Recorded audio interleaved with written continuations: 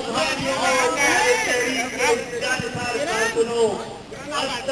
علیکم.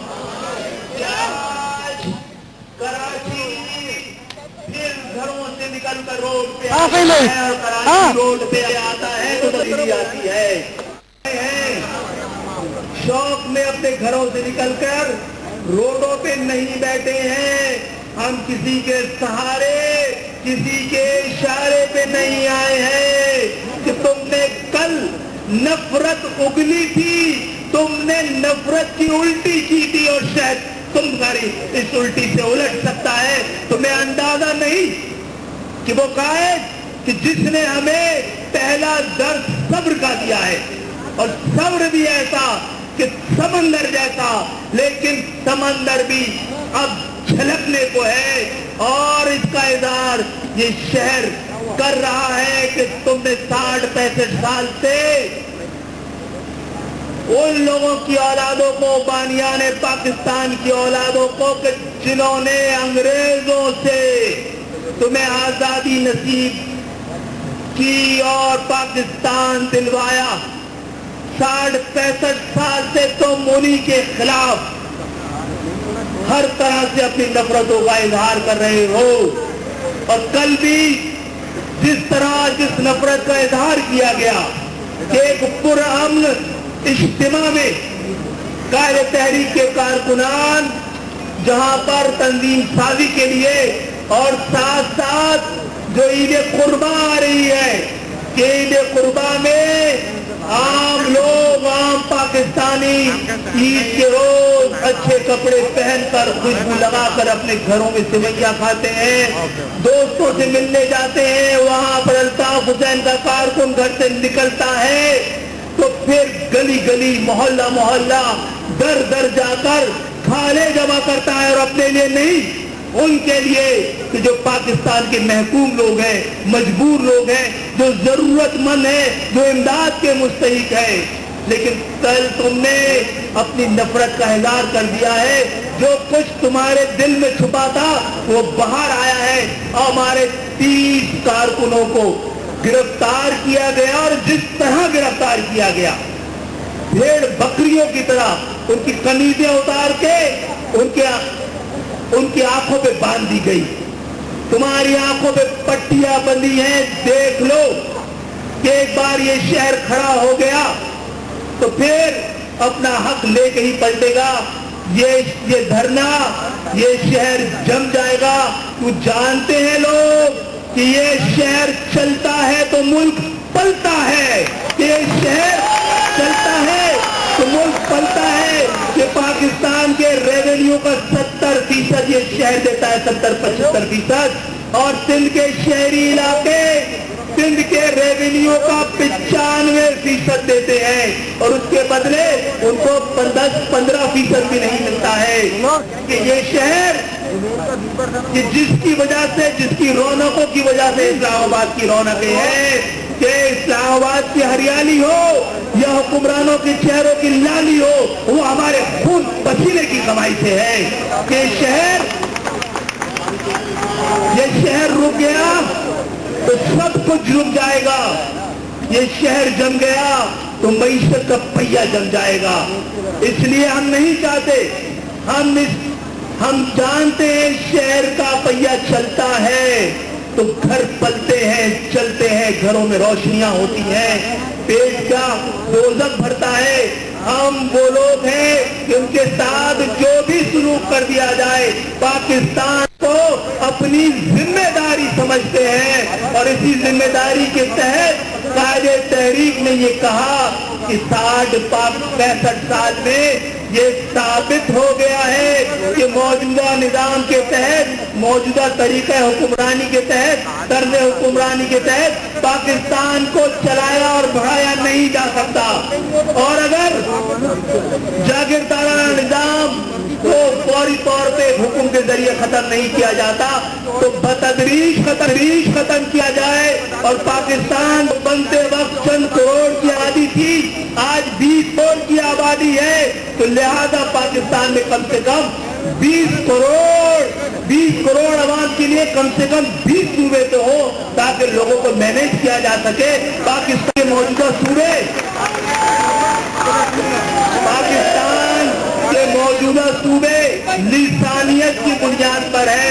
पंजाबियों के लिए पंजाब, सिंधियों के लिए सिंध, खैबर पख्तूनख्वा पख्तूनों के लिए और बलोचिस्तान बलोचियों के लिए। इसलिए कायदे तहरीक ने कहा कि मुल्क में 20 एडमिनिस्ट्रेटिव यूनिट बने ताकि मुल्क में लिसानियत दम तोड़े, ताकि जागीरदाराना निजाम दम तोड़े, ताकि पाकिस्तान को मौजूदा हुक्मरानों के शिकंजे से निकाला जाए।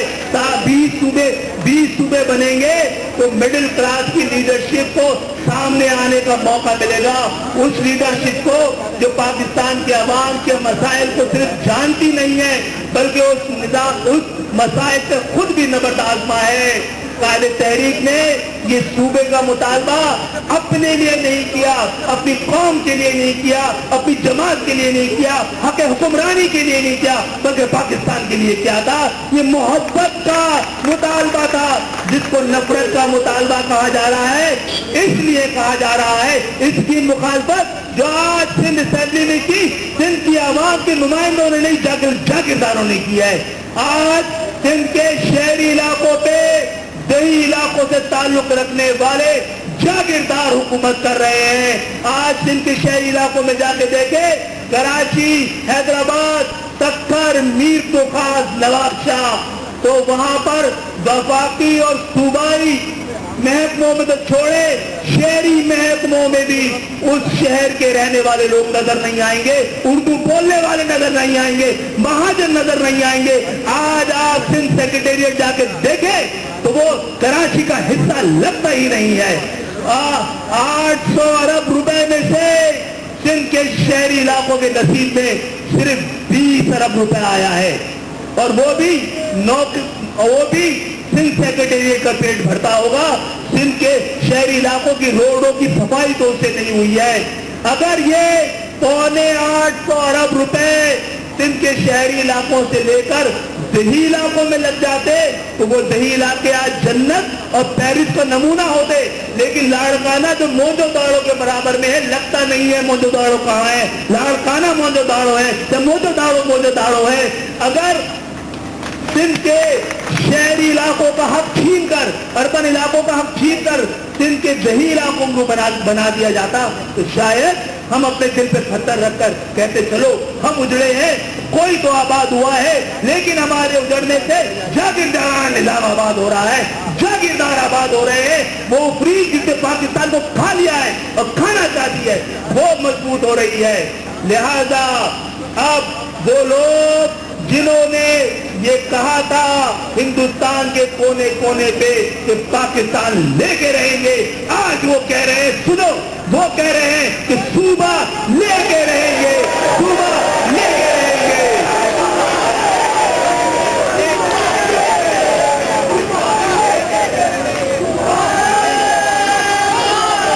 इन्होंने सिंध के शहरी इलाकों को लूट का माल समझ लिया है, अपने बाप का माल समझ लिया है कि उसको लूटे चले जा रहे हैं 65 साल से।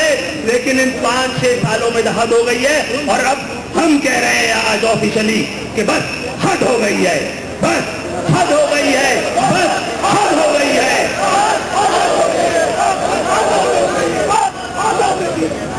अब उन लोगों की औलादें कि जिन्होंने जब खड़े हुए तो ये मुल्क बना दिया अंग्रेजों से लेकर, तो इन काले अंग्रेजों से भी हम खड़े होंगे तो कम से कम सूबा लेकर जरूर दिखाएंगे। और वो पाकिस्तान भी हमने अपने लिए नहीं बनाया था और ये 20 सूबे भी हम अपने लिए नहीं बना रहे, पाकिस्तान के लिए चाह रहे हैं। तो लिहाजा ये जो धरने आज से शुरू हुए उस नफरत के इजहार के लिए जो कल एहलियान कराची से शो की गई है, और ये सिलसिला अगर बढ़ गया और अगर कुछ लोगों को काले तहरीक की मोहब्बत की जबान प्यार का दर्द, हुब्बुल वतनी की बातें उनको कमजोरी लगती हैं तो वो बहुत भूल में है, बहुत बड़े धोखे में है। अगर उनको हमारी वोट की ताकत तस्लीम नहीं है तो रोड की ताकत से खुद को तस्लीम कराएंगे।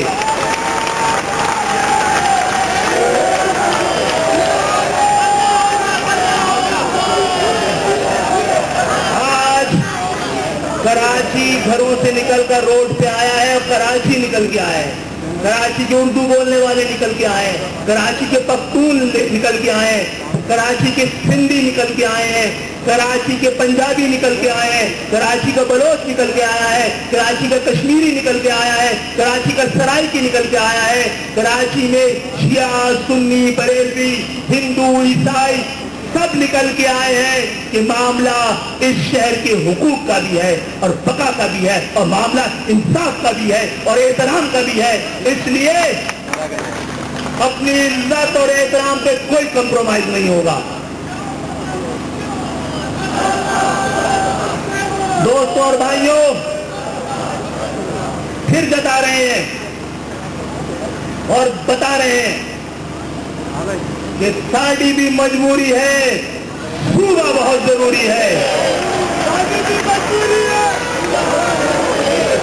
ये हुक्मरानों की जबान में समझाना चाह रहे हैं कि साड़ी भी मजबूरी है, सूबा बहुत जरूरी है और इंशाअल्लाह ताला कल पूरा पाकिस्तान कह रहा होगा पाकिस्तान भी मजबूरी है, अल्ताफ बहुत जरूरी है कि कायदे तहरीक अल्ताफ हुसैन और उनकी क़यादत अब पाकिस्तान की मजबूरी बन चुके हैं, जो पाकिस्तान को इतना पीछे इतना धकेल कर इतना बीमार कर दिया है कि अल्ताफ हुसैन जैसे सर्जन के अलावा अब ये केस किसी और की बस की बात नहीं है।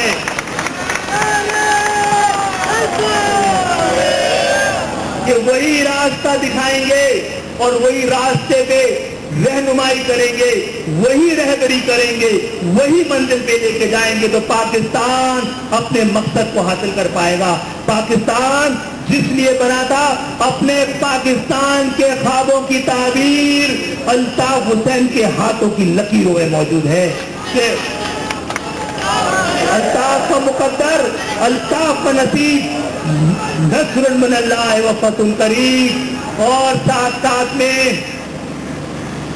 हम ये बताना चाहते हैं कि आज आके देख ले हुक्मरान कि यहां पर वो माएं भी बैठी हैं कि जिनके बच्चे तुम्हारी कैद में हैं, यहां वो बीवियां भी बैठी हैं कि जिनके शौहर तुम्हारी कैद में है, यहां वो बाप भी मौजूद है कि जिसका 10 महीने के बच्चे का, नौजवान बेटे का कोई पता नहीं है और कोई पता बताने वाला नहीं है। वो अपने आबा और इज्जत से सवाल करे क्या कि पाकिस्तान इसीलिए बनाया था कि मैं 10 महीनों से इस शहर की खाक जानूं कि मेरा बेटा कहाँ है, और कोई बताने वाला नहीं है। इस शहर पे हक़ हुक्मरानी उनका है जिसको ये शहर मुंतखब करता है। ये हमारी शराफत है कि हम दूसरों को भी बर्दाश्त कर रहे हैं, लेकिन अगर किसी ने हमें बर्दाश्त नहीं किया तो फिर हमारी बर्दाश्त की हद भी खत्म हो सकती है। मेरे साथियों, हम यहाँ से उठेंगे तो जिस मकसद के लिए बैठे थे उसको पूरा करके उठेंगे कि इंशाअल्लाह ताला कायदे तहरीक के कारकुनान जब खड़े हुए हैं तो वो उन्होंने अपना मकसद भी हासिल किया है, मंजिल भी हासिल की है। आज हम अपने साथियों की गैर कानूनी, नाजायज, अदम इंसाफी पर मबनी गिरफ्तारियों, उनके साथ तशद्दुद और उनको लापता करने के खिलाफ जमा हुए हैं।